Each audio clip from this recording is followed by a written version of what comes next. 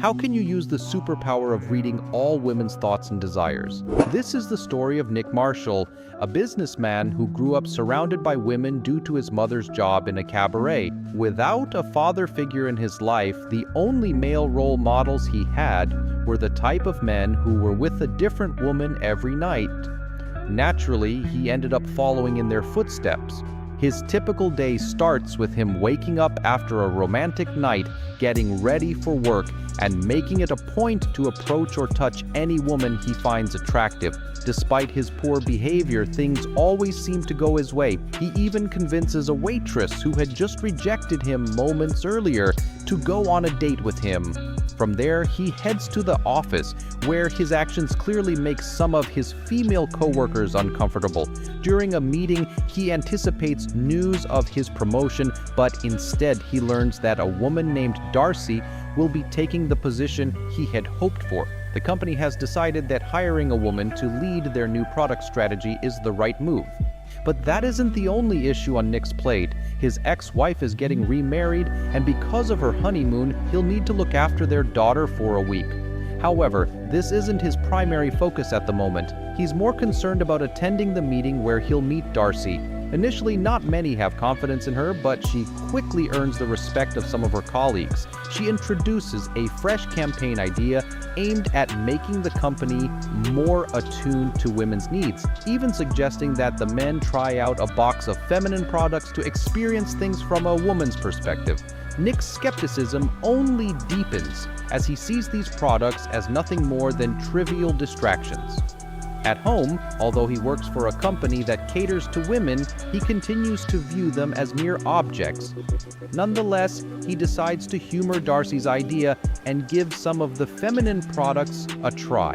News of Band's attack spreads quickly, and Spencer becomes the main suspect. Driscoll and another investigator visit Spencer to ensure he has no alibi, but Spencer proves he wasn't present when Band was killed. Nonetheless, her frustration escalates when she realizes he never really listens to her and doesn't even remember the name of the boy she just introduced to him. After their argument, Nick begins to reflect. When the boy's name finally comes back to him, he tries to go to his daughter to apologize, but he trips, falls into the bathtub, and accidentally electrocutes himself with a hairdryer. He remains unconscious on the floor until the cleaning lady revives him. This is when things start getting strange. Though the cleaning lady's lips aren't moving, Nick can hear her thoughts. He tries to ignore it, but as soon as he heads to the office, he realizes he can now hear people's thoughts. Only the thoughts of women, though. As a result, he overhears some bizarre comments. "He almost killed me. Too bad he didn't." He also learns that his female coworkers, who always greet him with smiles, secretly think he's an idiot. What troubles him most is how overwhelming it is to hear so many thoughts all at once. It's driving him insane. He confides in his partner, hoping for help, but his partner doesn't believe him and warns him to stop saying such things before he gets himself fired. He also advises Nick to focus on preparing some solid ideas for his upcoming meeting with Darcy. Nick agrees and tries to brainstorm, but despite reading women's thoughts, he still can't come up with anything worthwhile. Frustrated, he goes home and tries to recreate everything he did before the mind reading began. He uses all the women's products again and even takes advantage of a storm, standing in the rain while turning on a hairdryer. He faints again but wakes up in his armchair. Unsure whether the curse is gone, he tries to check but can't find any women to test it on.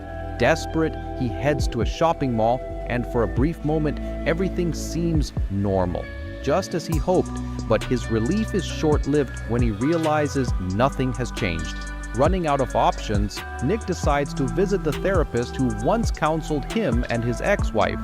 Like most women, she still thinks he's an idiot and doesn't believe a word he says. However, he quickly proves her wrong by revealing her exact thoughts.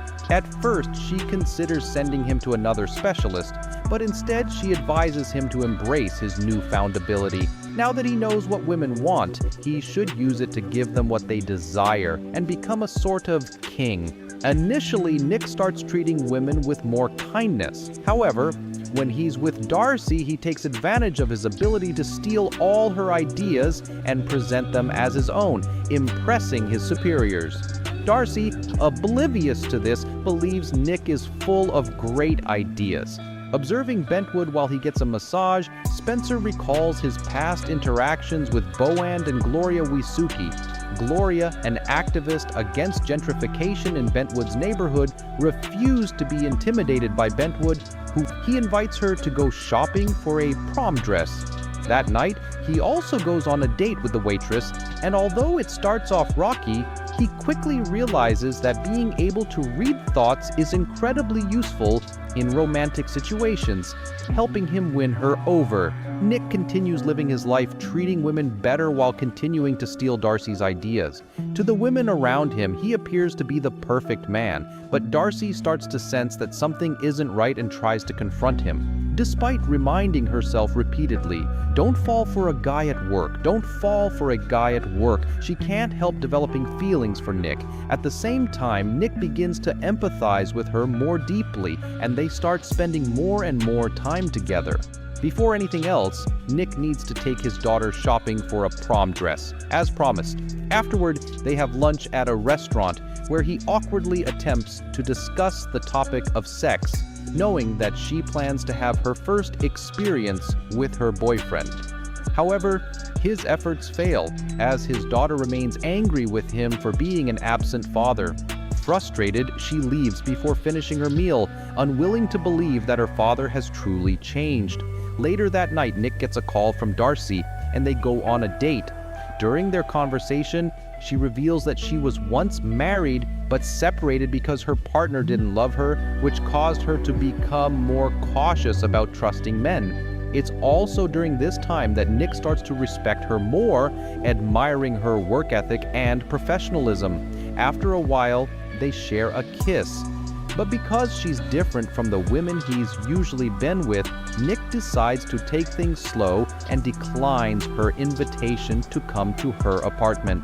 As he approaches his own home, he notices the waitress he slept with a few days earlier waiting outside his building.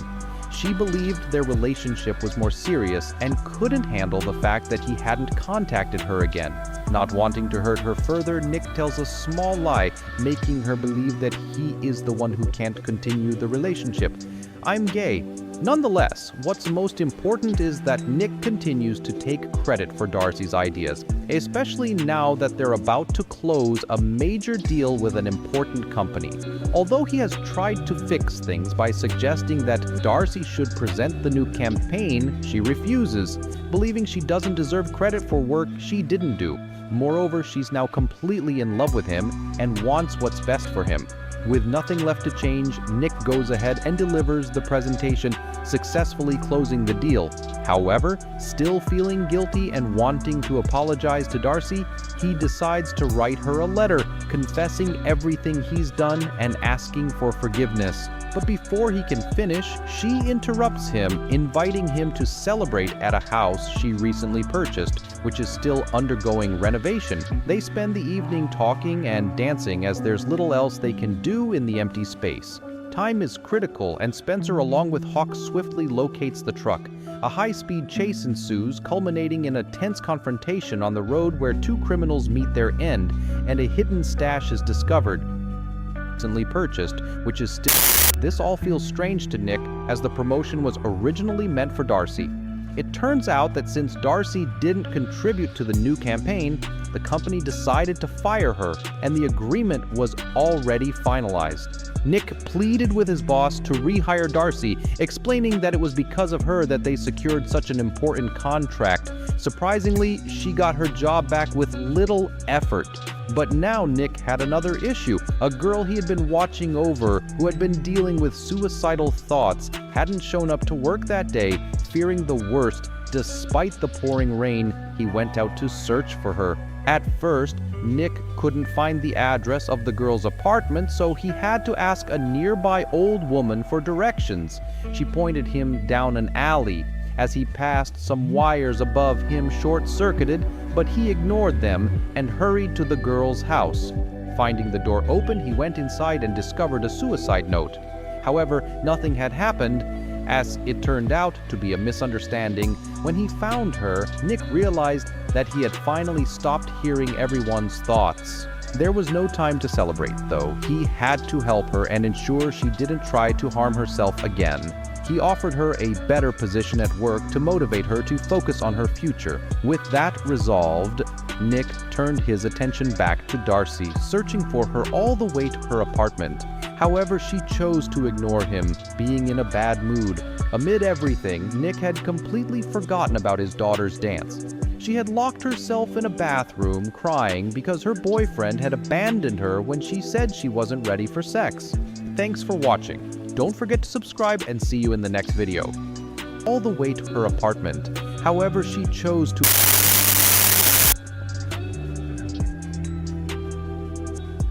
Initially, he only told her that she was being rehired, but when he saw that she felt she deserved to be fired for not doing her job well, he confessed that he had been able to read her thoughts and had stolen all of her ideas. He admitted it was a foolish mistake that he deeply regretted.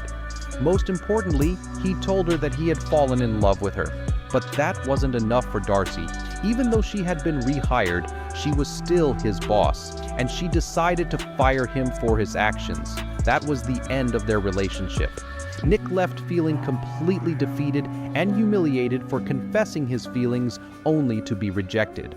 However, things weren't over. Moments after he left, Darcy ran after him to admit that she too had made a mistake by firing him. She realized that this shouldn't prevent them from being together. Finally, now that Nick had learned to stop objectifying women, he could commit to a real relationship and live happily ever after.